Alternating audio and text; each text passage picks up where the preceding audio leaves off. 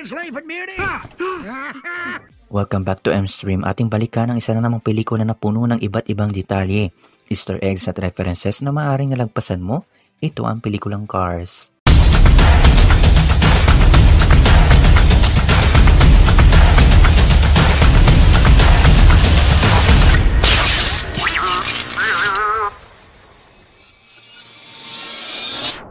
Before we begin, you can comment down below to join in my custom shoutout. Siguro naman natatandaan nyo pa ito. Ang dino ko na huli natin nakita sa Toy Story. Ating alamin ang ilan sa mga nagboses ng mga sasakyan dito. Ang sasakyan na ito ay binuseso ni Dale Earnhardt Jr. Ang racer ng dino ko ay binuseso ni Richie Pitt at siya ring racer sa totoong buhay. At alam nyo bang nadisgrasya rin siya sa kanilang karera? Moving on, nagkaroon din ng reference si Bing Bong na mula sa Inside Out. Muli nating makikita ang code na A113, gayon din ng Pixar Ball. Alam nyo bang ang Route 66 ay totoong lugar? At sinamantala ng director at animators na mag-road trip para magkaroon ng idea sa kanilang gagawin.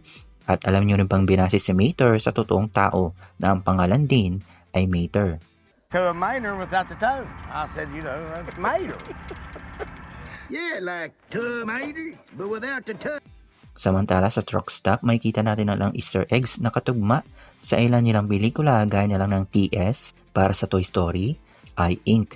Yung I ay para sa The Incredibles at ang Inc. ay sa Monster Inc. Gayon din ang FN para sa Finding Nemo. Nariyan din ang nag-iisang Pizza Planet truck. Mapapansin din natin ang ilan sa mga car version ng ilan nilang Disney Pixar movie characters. Nariyan ang Toy Story, You are a toy car! Monster Inc. Stuck out here in this wasteland without change. at A Bug's Life. Go, go, go! Circus cars! How can you be circus cars? At yan ang ilan sa mga nakita at nahinuha ko sa pelikulang ito. Siyempre may kasunod pa yan. Basta huwag mo kalimutan mag-iwan ng like. Kung bago ka dito, subscribe my channel, push that bell. See you next time.